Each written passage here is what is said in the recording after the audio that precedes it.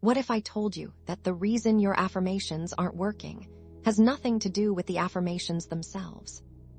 What if the problem is actually the version of you that's saying them? Think about that for a moment. Every day, thousands of people repeat affirmations like, I am wealthy. I am beautiful. My life is getting better and better. I am successful. And yet many of those same people feel resistance, doubt, frustration, or even disbelief while saying them. Have you ever noticed that? You repeat an affirmation, but a voice in the back of your mind immediately argues against it. You say, I am wealthy. And your mind says, really? Then why is your bank account showing something different? You say, I am confident. And your mind reminds you of every moment you felt insecure. You say, I am loved. And suddenly, all your past experiences come rushing back into your awareness. So the question becomes, why does this happen? Recently, I came across a fascinating perspective that completely changes how we look at affirmations. And the more I thought about it, the more it made sense. Most people use affirmations from the perspective of their current identity. In other words, when they say, I am wealthy, they're unconsciously saying it as the person who currently feels broke. When they say, I am confident, they're saying it as the person who currently feels insecure. When they say, I am successful, they're saying it as the person who still identifies with failure. Can you see the problem? The words are pointing in one direction, but the identity behind those words is pulling in the opposite direction. Imagine someone who strongly identifies as being unlucky.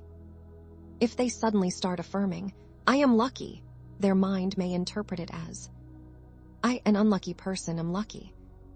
That creates an internal contradiction. The affirmation itself isn't the issue. The issue is the identity that is speaking the affirmation. And this is where an interesting shift happens. Instead of immediately jumping into affirmations, what if you first identified with the version of yourself who already possesses the quality you want? For example, before affirming, you might internally declare, a lucky person is saying these words.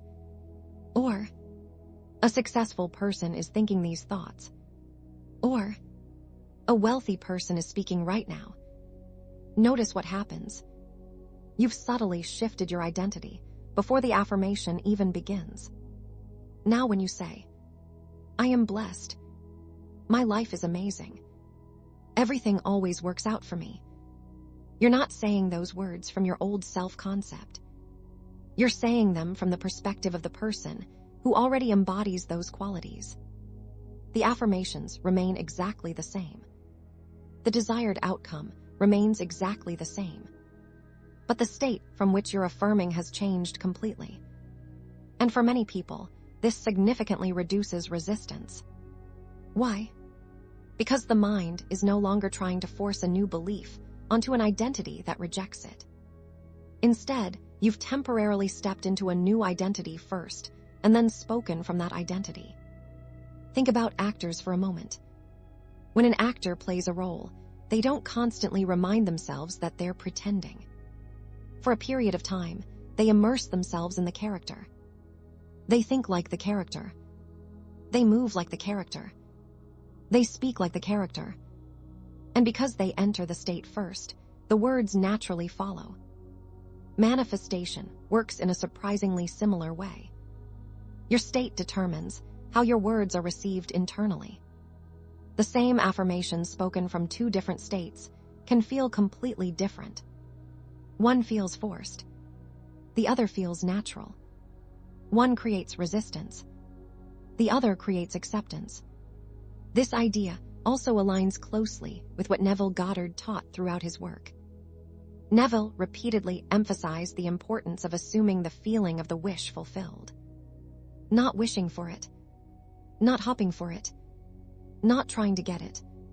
But assuming it is already done. One of the best examples of this is his famous lullaby method.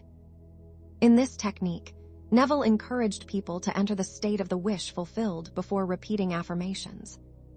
Notice the sequence. First, enter the state. Then, repeat the affirmation. The state comes before the words. The identity comes before the affirmation. The assumption comes before the declaration. Many people reverse this process. They try to use words to create the state. Neville suggested creating the state first and allowing the words to flow from that state. And when you understand this distinction, everything begins to make more sense. Because manifestation is ultimately about identity. The external world tends to reflect the assumptions we consistently hold about ourselves. If you identify as someone who is always struggling, you'll often interpret life through that lens. If you identify as someone who is always unlucky, you'll notice evidence that confirms that belief. But when you begin identifying with the version of yourself who already has what you desire, your inner experience starts changing. And that shift in identity often feels far more natural than trying to force yourself to believe a statement that seems completely disconnected from your current self-image. So if you've been struggling with affirmations, try this simple experiment. Before saying a single affirmation, pause. Ask yourself, who is saying these words? Then consciously choose. A confident person is saying these words. A wealthy person is saying these words. A loved person is saying these words. A successful person is saying these words. And from that identity, begin affirming. Notice how it feels. Notice whether the resistance decreases. Notice whether the words feel more natural. Because sometimes the breakthrough isn't changing the affirmation. Sometimes the breakthrough is changing the person who is saying it.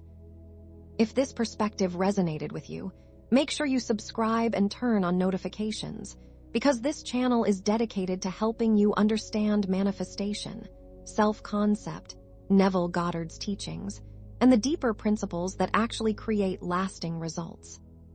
And before you leave, I want you to remember one powerful idea. Don't affirm as the person who wants the desire. Affirm as the person who already is the desire fulfilled. When your identity changes, your words change. When your words change, your assumptions change. And when your assumptions change, your reality has no choice but to follow. I'll see you in the next video.